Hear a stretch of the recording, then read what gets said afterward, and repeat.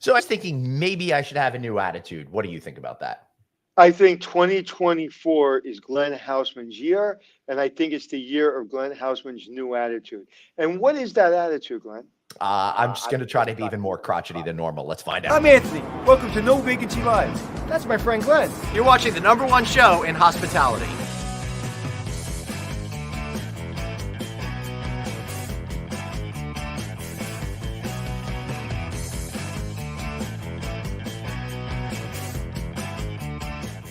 Everybody, welcome to 2024 at No Vacancy Live. Of course, that's Anthony Melchiori. I'm Glenn Hausman, and we are so excited that you are here with us today. Yes, we've got a whole year ahead of us, Anthony, to help people be successful, to help continue our journey. And I really hope that everyone out there has a wonderful, prosperous, satisfying, and healthy year. So 12 midnight, New Year's Eve. Yes. Set the scene for me. Where were you? What were you doing? What did you look like? Who were you with? I lucked out. I went to Madison Square Garden. It was a little weird. Nobody else was there. No, I'm just kidding. I went to go see Phish for New Year's Eve. The first time I've been able to successfully go see a New Year's Eve Phish show since I think 2001 or 2 or something like that. Okay. Yeah. So it's been a really long time because, once we had kids, I stopped doing that, and I took my my wonderful bride Helene with me. She has not been to a Phish concert in since 15 years or something. And she likes Phish. We went a bunch before we had children, but once we had children, that kind of changed the dynamic of everything. So midnight they played Auld Lang Syne, but I got to tell you, Anthony, I lucked out. And if you're somebody that loves your favorite band and you get to go see a concert with them, that's fantastic. I love it. One of the cool things, as you know, because you went to a show with me in July, every single night's a different show. Right? They completely changed the set lists every single night. Never repeat a song on a run. And Sunday night, New Year's Eve, was Phish's 83rd show at Madison Square Garden, which is kind of cool because they got together in 83, and they're just ending their 40th year, right? So what was really cool was when Trey was in college, he was in a music college. He's the lead singer and lead guitarist with Phish. He wrote something called "The Man Who Stepped Into Yesterday," and that's kind of like his senior thesis, but it was like a musical kind of a thing. And it really created a lot of the classic songs of their repertoire that they've played. And for the first time since 1994, they did the entire thing from start to finish, and they did a whole stage show performance with Broadway actors and all of that kind of stuff. Yeah, and it was great because they played 3 sets, and they played one regular song, and then they kind of went into it. And then they took a set break again, and then went into it and did it up until New Year's Eve and all of that. So it was really cool. It was really fascinating. It's the great white whale that Phish fans have been chasing for years and years and years. And to see all of the effects and the costuming was really cool. They had something like 50 people dressed up as lizards running around. They had a creature called a multi-beast, which was done with great puppetry with all these different heads. They had a character called the Famous Mockingbird, which was a giant bird drone flying around throughout all of Madison Square Garden. They had a woman named Tila was one of the characters. She was also an acrobat, and she went up and she was doing all sorts of things. Then the band had this giant rhombus that came up and created a big framing device for them. And the hero of the story climbed up the side of it to go visit the great mighty Iculus. So for us geeks, it was so much fun. We had the best time ever. And I'm really excited that for my first New Year's Eve show in something like 20 years, I got to it's interesting. Suzanne is backstage going, Anthony stopped listening 30 seconds in. Yeah. Suzanne, you would be wrong. I listen to everything because I know how excited it is. So stop trying to judge me, Suzanne. What did you do for New Year's, though, man? But I want to know at 12 o'clock on the dot, what did you do? Did you kiss your wife? Did you smoke something? Did you drink something? Did you all high five each other, everybody around you? It was a lot of times, a lot of people do the high fiving and the hugging and stuff like that, at least based in years ago. But, we just I just spent time focusing on Helene. We had a nice moment together and did the old Lang Syne thing, and it kind of went from there. We were just at my house. Some friends came over, some family came over. Mhm. We all had a little champagne, and by 12:40, I was mopping my floors and taking out the chairs to the garage. Oh, good for you. I got to tell you, man, I'm excited that I was able to stay up past midnight on New Year's Eve. It was really tough when the kids were young. Everyone would go. I don't know if you had the same thing when you were, in your young marriage with the young children, where they all go to sleep. And then, Helene would be so tired, she'd fall asleep, and I'd be left alone with nothing to do on New Year's Eve and nowhere to go. Producer Dave is having the same exact situation on New Year's Eve. Well, New Year's Eve has never been, I think, this. My dad died on New Year's Day. So, and we don't, all the kids have to be home. Even now, they're 24, everybody's home on midnight. And then on New Year's Day, I kind of just go visit the cemetery. And so it's not a good, it's always a weird day. What was interesting is New Year's Day wasn't rainy, and it was a little sunny, and it was a little comfortable out. So I got to spend more time there. And I'll tell you something really heartbreaking and beautiful at the same time happened. So I go in, I'm looking for the men's room, and I happen to go into the building with all the, the mausoleum. Yeah. And so I see a gentleman, an older Asian gentleman, sitting on the bench, and he's looking at all the names, and I look for the Asian name because I'm sure it's his wife, and I see it, and he looks like a broken man. He's just sitting there, and I look him up because I see her name, and I look her up, and she was a doctor, he's a doctor, and she died in June. And they were married like 50 years, and they were like pillars of their community. Beautiful family, and I found this all online, but I was just like, I couldn't get it out of my head that it was such a like, people are starting new in 2024, and like, he's not, it's like kind of the end of his life. His wife is gone after, so it was one of those moments that, like, as a human being, you got to stop and recognize that wherever we're going, we're going to wind up exactly where he was. And where she was. Yep. And it was just not to have a downer, but I was clear enough in my head to take that moment and really kind of pay tribute to that family and what they've built and what they've accomplished. And now, it's kind of over, and it's just kind of, or their new generation starts. I don't know. So it was beautiful. So I had a good New Year's Eve, quiet day. Yeah. And then, of course, it's Honeymooner Marathon. So you got to watch the Honeymooner Marathon. They still do that? Oh, yeah, man. On WPIX 11? You got to do it 24 hours, man. You got to do the Honeymooners. There's only 36 episodes, and I haven't seen one or two of those episodes ever. What? Wow. Yeah. I was like, there was one with this lady who's really kind of like a model wife, and she's doing everything perfect. And Jackie Gleason and Arcani are making a big deal. And then their wives basically get pissed off. And I've never seen that one before. And I was like, oh, my God. It was so funny. So for those who don't know, anyone under 40, for example, the Honeymooners, starring Jackie Gleason, who was very, very, very famous, probably one of the most famous men in all of America, had a number of shows, and they did a spin-off from the Jackie Gleason show called The Honeymooners. It was a segment on the Jackie Gleason show that they expanded and did that for like a year and a half before going back to like specials and stuff like that. Yeah, and so it's one of the most popular shows ever made, and they only made 36. To put it in comparison, I did 108. I got a question for you. That's crazy. Yeah, I got a question for you on the show. I haven't seen it in a long time. How does it hold up with societal standards, considering that Jackie Gleason would threaten to punch her and send her to the moon in pretty much every episode? Right. Well, that kind of stuff obviously wouldn't hold up, and that would never be. But as far as the things, like, it holds up in the sense of, it's like, have you ever sat there and, like, you don't say it, but you're like, oh, my kids are crazy, or my wife's crazy, or whatever. So that holds up, and it holds up that he walks into another person's house, and he's being funny with this woman, and his wife's getting jealous, and if the shoe was on the other foot. So I think it holds up very, very well. Cool. I think it's very relevant. I think people are still struggling You know, I think people are they kind of stayed away from kind of what All in the Family stayed away from.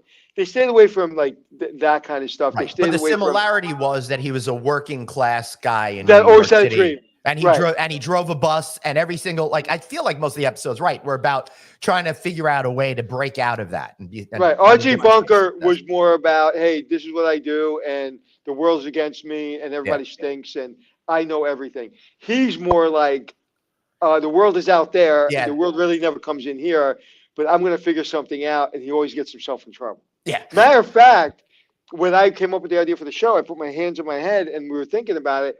And that was kind of a Jackie Lisa moment. Now what? Yeah. Al? That, Yeah. My wife said, "Now what?" Like Al says to him, like, "Now what?"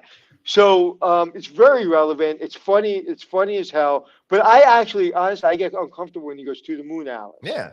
Like that makes me uncomfortable because I don't like that. I never, But you didn't even when you were a kid, you didn't even think of that. Well, it wasn't something that we paid attention to, generally speaking, as society. So, Right. yeah. But what's good about it, kind of like All in the Family, he gets his because Alice is the smartest Oh, person she is. of the four of them. Yeah. So she is like you can't be taken advantage of if you know you've been taken advantage of. So she's like not being taken advantage of because she knows Correct. he's an idiot. Right. But he's a lovable and he's her idiot. Yeah. Would the term galoot, is a lovable galoot, make sense? Yeah. Or half a, like I wouldn't say he's a shem. He's a half a shem. Okay. You ever hear shem? Like he's a half a shem. Like that, but without the show, without Art Carney, there is no show. Right. We had a disagreement with this, but I completely stood my ground. Without Art Carney, there is no show because the comic relief that he brings Yeah, totally. breaks up the Alice, because the Alice and Jackie Leeson thing can get really redundant. Right. Art Carney literally is genius. One of the greatest characters ever on television. Yes, agreed. And one last factoid on this, if y'all didn't realize it, the Flintstones is actually based on the Honeymooners. So now you know how all of that kind of connects into. Yeah, I know you said that once Yeah. before, and I never knew that. until Yeah, you said it. yeah, it's pretty Well, interesting. you know the Beverly Hillbillies. Yeah. And give people perspective on what that was. Tell people what that was. So the Beverly Hillbillies was all about a family whose patriarch was out hunting in the woods and shot his gun, and up came some bubbling crude. And suddenly they were super rich and moved to Beverly Hills, got themselves a mansion with a cement pond in the backyard, and caused Mr. Drysdale, the banker, lots of problems throughout the series. So the history, apparently, I don't know if this is true or not. Yeah. That the owners, I can't remember their names. The Bondi, hold on, of the Algonquin Hotel were for about 40 years was a oil guy from Texas. He was at the Algonquin when he had no money on his honeymoon with his wife, and said, "If I ever make it rich, I'm going to buy you the hotel."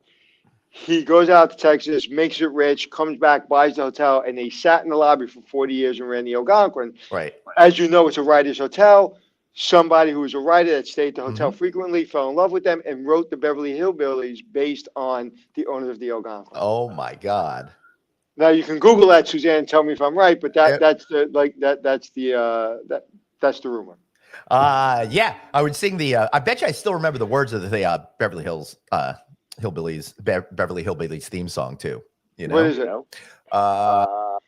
let me tell you a story about a man named Jed. Poor mountaineer, barely kept the family fed. One day he was hunting up some food, and up came the ground and bubbling crude oil. That is Texas tea, right? Oh my God! I remember moving on up from the Jefferson, which is kind of Moving like on that. up to the east side. When I lived on the Upper East Side at 90th and 3rd back in the 1990s, that building was like 5 or 6 blocks from me, and every time I walked by it, I couldn't help but giggle. You Well, know? it's funny. We're going down a rabbit hole here. But Yeah, totally. Welcome Back, Kotter. If you ever see Welcome Back, Kotter, Mhm. you know when they have the train that's running down 86th Street, Mhm. right before my grandmother lived over a pizza place, and right before my grandmother's apartment, the train would kick off, and Yep. Welcome Back, Kotter was big back in the day. So I always think, oh my God, that's my grandmother's house. Yeah. It was yeah. So I think their audience is kind of shut Probably off. tired about that. So Yeah, I Happy think New they Year, went to everybody. 2025. We're going to keep the show short today. We're going to go about half an hour in all today, but I do want to talk about some things in the hospitality industry. Now, Anthony, we had a chance at the beginning of December. We were in Las Vegas, and we had a great opportunity to do the Shark Pool Challenge for their good friends over the Nevada Hotel and Lodging Association's tech event. That was a lot of fun, but we managed to sneak in ahead of time to see the Fontainebleau Las Vegas before it officially opens. And I'll tell you, we were sworn to secrecy, and I was so scared. I waited for the year to end before I would even mention the words Fontainebleau around the house. Yeah, and we were on a golf cart. I posted a picture, I think you did too, Mhm. of us with little construction helmets on and Yep. actually boots. I think we had to put boots on or something. Yeah, we did. And we went through and we saw all the training of the food and beverage and the restaurants, cool. and the front desk. It was and they had a ceremony. They had some kind of Indian, Native American ritual of luck and prosperity Mhm. right in the middle of the lobby with the construction works, the architects, the designers, and the restaurant and people, whatever, with the Native American tribe that I guess is part of the Fontainebleau, Mhm. and it was very interesting. And it's beautiful. I said, like, it reminds me of my house growing up as far as the colors. Yeah. I'm a blue guy. I love blue. I like dark blue and light blue. So I thought it was absolutely gorgeous. I just found out 11 Yeah. days in, or how many days it's in, they let the senior vice president of operations go. So I don't know what happened there.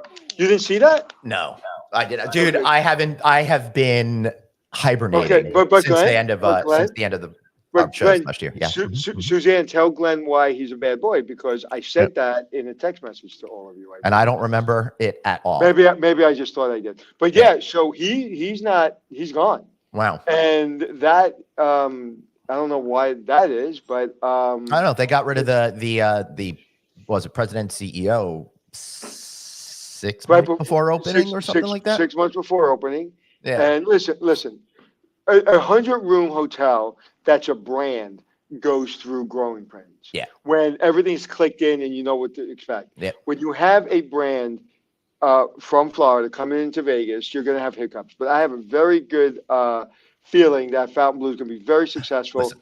And Carmen is going to invite us for a podcast there. For sure, every property has got to figure out how it's going to operate. Not only that, but your customers, right, have to tell you how that infrastructure is going to work. You could plan and plan and plan, but people are going to do things the way people want to do things, right? So there's always something that's gonna happen. And I will tell you, when we were there, it was really cool. It's all like mid-century modern, right? And to me, it really espouses what we feel the Rat Pack era was like in Las Vegas. Not actually, because the hotel infrastructure was not nearly as sophisticated, right?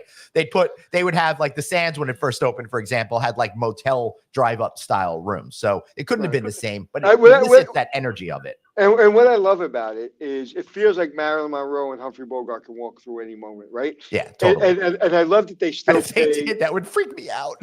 Right. They still pay, they still take the bow tie that's at the Fontainebleau in New York, which was, what's the architect's name? The designer? Oh, geez. I totally am blanking Yeah. on it right now. They still, Lapidus. yeah, Morris thank you. Lapidus. Yes. Very famous. And Yep. so the lobby in Miami has bow ties, black and white bow ties all throughout, Yep. which is their signature. What I like is they didn't do that in their lobby, but they Mhm. have the bow tie in very strategic places. And sometimes you don't even know it's a bow tie until you really look and you're, oh, that's a bow tie. Yeah. And I like that. It's a throwback, or, it's an appreciation for the history, but you don't go there and feel like you're in Miami. Which I like. No, you don't. And that bow tie motif is brought through all design elements in the Right. property in fun and subtle ways a lot of times, but sometimes overt to prove a point. But yeah, overt but quick. Not like Right. like one of the things at the Algonquin when we renovated the Algonquin, the designer, very famous designer. Matter of fact, was involved, I believe, in the Fontainebleau. Mhm. She wanted the New Yorker, the cartoons from the New Yorker, because the New Yorker was Yep. founded at the Yep. Algonquin. Throughout every single landing or every single hallway in the Algonquin. So you go in the Algonquin and there's the same character, maybe Mhm. 5 different cartoons, all throughout every single hallway in the hotel. That was too much. When they when they created it again, when they did a remodel, they just put it at the elevator, which was Right. fine because when you're at the elevator, you look at it. But Yeah. it was a little bit too much. So I like that Fontainebleau. I think honestly, it was perfectly designed. They're trying to go up against like the Winds of the world. Yep. So they had to have something that's at least somewhat competitive with them from a design standpoint. I think the Wynn is in a category by itself. Correct. But I think the Fontainebleau, they did a nice job. I really love it. And I think the room, and this is not a commercial for Fontainebleau, but I think the room You for love that room. for a 400 square foot room, it is perfectly fitted for a business travel. Yep. Like you go to the Venetian, right? And the Venetian's got all suites. So you go in there, love and if that you're on vacation, you're like the king. That's right? that's like my Right. all around favorite room in Las Right, Vegas. right. Yeah. So you're like a king. I don't think they're going to build those rooms again, but No. you're like a king. So that you can't compare that. But Mhm. this room, as a business person or as a person that travels by himself, Right. it's a perfect room. I like the chair. I like the desk. I like the lounge chair. I like where everything was situated. I like the colors. I love the bathroom. Right. I love the Japanese toilet. Everything was A beautiful. lot of things, a lot of hotel room designs either feel like it's too small and I'm cramped, or there's excessive amount of space that's not really being used properly, or it's just superfluous to I what think might this be is- in the room. This did not have either of those problems. They nailed it, and it felt very zen being in that space and perfectly suited. There's several ways hotels get designed, right? And Mhm. I've been in many meetings, and I've been in all of these, where the owner is very strong, and this is what they want, and designer Right. is not as strong, and designer just wants to keep their job. And Yep. then you have a hotel room that doesn't make perfect sense. Right. Then you have where an owner lets the designer just build whatever they want because the designer is the expert, and then Mhm. the designer maybe it's their first, second, or third hotel job, and they miss the mark. And sometimes you get a designer and an ownership that melt together perfectly and actually build a great hotel room. Yeah, and some other elements of the property that we enjoyed while being on the tour is everything. It's such a massive, giant building, but it does not feel that way. The casino floor is the largest casino floor in all of Las Vegas. Don't quote me on the numbers out there, guys, but And what did I it's say? well What over did I say? 200,000 square feet. I don't remember exactly what. What do you remember what I said? We were walking through the casino. I said, "This is a small casino." Oh yeah, you did. Perfectly set up. The cool thing is on the entryway, you're not exposed to the casino environment at all. So They do that. They do a good job there. They did a really good job at that. So for me, psychologically, it's great because you just kind of want to ease into that whole thing. Plus, if you're there for a business event, a big conference or something like that, you don't necessarily want the boom, boom, boom, boom, boom, boom They have going their on own. in They your have head. their own. They have their own area, their own Right. elevators. They have their own Right. everything. So you go right up to your rooms, and all the casino stuff is completely separated from like everything else. So if you're there for an event, you don't have to step foot on the casino floor at all. Still enjoy the spa, still enjoy all the restaurants, still enjoy all the conference facilities in your meetings and stuff like that. I thought that was Yeah. pretty clever. Also, Yeah. the super secret elevator in the basement to take celebrities up so that nobody has to see them ever in public. You mean the not so secret anymore? Well, they didn't say that we couldn't mention that, right? So I'm mentioning that. You know what? And we actually didn't sleep at that hotel either that night. Because it wasn't open. No, but why am I mentioning that? There was a Because big, we were, Anthony, brouhaha. I like to think that we were just too busy on December 13th. No, for the no, opening. no. You're missing my reference. Oh, yeah. The reference was Justin Timberlake Yeah. opened up the hotel, I but did he didn't miss stay that. at the hotel. But what the story is, and I don't appreciate people making a story when there's no story. Yeah. He was on vacation for like 10 days in Vegas. and it wasn't the hotel open. wasn't open. So don't give them too much crap about that. But yeah, so Glenn usually tells me, hey, we got this, we got that. And Glenn like drives a lot of the stuff that we do. But every once in a while I get a good gas or Yeah, I say, hey, totally. let's go here. So Yeah. every once in a while I contribute something. So he was like, the Fontainebleau, they don't want anybody coming in. And like, I'm a little frustrated because Yeah. not, like, it's us. We're like, we got a really big podcast and like we get invited to these things. Yeah. And so this is fantastic. So I was like, okay, I'm going to do this for Glenn. I'm going to do this for Glenn. Mhm. So I will just tell you for the first time in my life, because you know me, it's like, Yeah. I I don't chase people. Mhm. And I was just like, this gentleman that we're very good friends with, who I love very much, great guy, Yep. wonderful guy, big Vegas guy, big historian. I just badgered him. Carmen, I badgered him. Yeah. And finally, one morning I was like, dude, what's up? Yeah. We're going to be out there. What's going on? We're going to come over. We're going to hide in the bushes. We have to. Yep. And then he went through all the paperwork he had to go through. And finally we were allowed to show up. But if there was a camera that was pointed at anybody, there was somebody in a stand with an M16 Yeah. that would take us out. Yeah, totally. And, I still got to figure out a way to pay for my kids' college. So I wasn't willing to sacrifice myself to get a good photo for you guys. So I'm sorry. Well, your That's life what I did. insurance would have paid for your kids' college. Yeah. I got this $1 million life insurance policy that I've had since my kids were born. $1 million felt like a lot of money back then. Well, it's taxable. Listen, if your mortgage is paid off, your kids are out of college. Yeah. $1 million is a lot of money. Yeah. But if your mortgage isn't paid off and your kids are still in college, that'll Right. be gone by the time they're out of college. So much of the chagrin of my family, they want to keep me around for a little while longer. At least Yeah, another yeah. 2.5 years. But at the end of the day, Fontainebleau, if you're in town, go over there, check it out. It's a nice hotel, Yep. great restaurants. And listen, man, $3.8 billion. Yep. They got to sell a lot of hotel rooms, and you got to lose a lot of money for them to make money. Yeah. So the next time we're in Vegas, I really look forward to going over there with you and seeing it. as it happens. We'll have a podcast there. And Oh, the yeah. one big mistake they made, because the biggest moneymaker in the casinos, everybody knows, is a Yeah. poker room. Yeah, and they don't have one, right? Because it's not a big moneymaker. Yeah, I know. It's people like me that go in there, play poker. Maybe we'll have one meal, maybe. Right. And then we'll Well, leave. it's hard to like ask them to bring you a burger or get up from a poker table. Well, listen, if I have a burger while I'm playing poker, I'm going to lose my hand. Yeah. So I'm very careful. I usually have some kind of sushi, and I have some water, and I stopped drinking at the table where I used to have one drink Yeah. to 2 drinks, and then I Yeah. went to 3 drinks. Yeah. And I was like, you know what? I'm not drinking at the table anymore. So, and I haven't played in a while, so I'm jonesing. So maybe they will open the poker room. But at the end of the day, Mm-hmm. Formula One, this Sphere, Yeah. $3.8 billion Fontainebleau hotel opening, the Yep. Super Bowl. Yeah. Vegas is insane. It is literally, I can't think of a city in America that is even close. Now you can compare, as far as energy, you compare New York City. New York. Yeah. I still think it's the best city in the world. Mhm. But when you think of, if you want a quick getaway for 2 days and not really kill the bank, you go to Vegas, man, and you could feel like you own the world.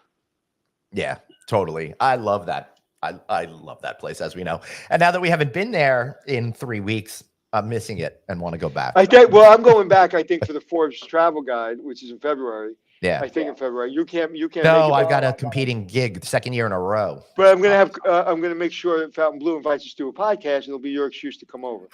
Yeah, I'm just looking at my calendars over there, but yeah, totally. I think actually I may wind up being able to make it depending on the exact day, because I blocked the whole week off for this event that I'm going to, but I think my event's later in the week, and I think the Forbes is earlier in the week. So if I've been to Vegas, I'm gonna say 40 times. You've been to Vegas 400 times? No, I've been 100 and change at least. I mean, I've been going consistently for the last 20 years, anywhere between 5 and 8 times per year. Wow. All right, Yeah. so we got to get out of here. So in 30 seconds or less, 2024 for the hotel business. Financing will hopefully come back a little bit. Yep. I think you're going to see a couple of more management company mergers. I think you're Yep. going to see one big, outside of the one that's on the table now, I think you're going to see another big brand come Mhm. together. Yep. And I think that brand that I finally talked about that starts with a G Yep. is going to be absorbed by a brand. I will Yep. almost guarantee you that. So remind me so I can win that bet. Right. You will once it happens. We'll know. And Yeah, I think you're going to see technology really ramp itself up in hotels. I think you're going to see a lot of Mhm. self-check-ins, a lot of people doing it on their phone. I think you're going to, in the restaurants, you're going to see a lot of, the codes, and then order right into the kitchen. You're going to have Yep. food runners. So I think this is the year. AI, you're going to see AI a lot in hotels. I think this is not the year, but this is getting close to the year where technology literally changes everything in the hotel business. I agree. And I'm very fortunate enough. I started working with last month a company called Electrify AI there at the end of Electrify. And it's all about incorporating new technologies into hospitality. I've been working with them on the last month to work with them as to what specific technologies they should create utilizing AI to roll out into the hotel industry. So we're going to be doing that. And I'm looking forward to continuing with working with my Pizzeria Uno's friends to help them bring restaurants to hotels that are in the middle of renovations for F&B to help. And if you're in Boston, as you know, I've been in Boston once or 2 days a week. Stay at a Colwen Hotel, Colwen. Best hotels in Boston. They have ACs. They have all kinds of branded hotels. Every hotel is spotless and all the service is great. And so let me just throw out a plug for those folks as well, because I paid for my room. So I just want to say, when I was up there in July, I paid for rooms in New Hampshire and Portsmouth. The hotel was phenomenal. Which one? People are even better. I think it was a Hampton in downtown. Okay. Portsmouth. Sure. Okay. Yeah. Freaking great. Everyone there was just amazing. The property was impeccable. Every single Colwen employee that I've ever come across has been fantastic, and all their properties that I've seen are phenomenal. In fact, Anthony, I'm going to be bringing Ben, my son, back up to Brandeis next week. So we're thinking we may try to get together at one of their hotels. Oh, and I will be here next Tuesday and Wednesday. I will be up you'll be in New Hampshire? No. That was for Bruce Ford's 40th birthday. I'll be in Waltham, Massachusetts, dropping my son off. So let's Tuesday. fuck off there. Okay, we'll figure it all out. Let's get this show over right now. All Guys, right, this year is going to be the best year you've ever had. You can do it. You can make it happen. But in order to do that, you better follow us, right? Download our shows wherever you get your podcast. If you're listening to us right now, find us on LinkedIn, find us on Facebook, on YouTube, and of course at novacancynews.com, which I'm currently in the process of reinventing and redesigning. Until then, remember, everyone, you've got one life, so blaze on and be kind to yourself. See you tomorrow. We've got Sean Heyer, President and CEO of Trinity Investments. And then the day after that, we have a quick last-minute sub. We had to change it out since we spoke this morning. We got Chris Green on, President of Remington Hotels. See you all tomorrow. Be well. Energy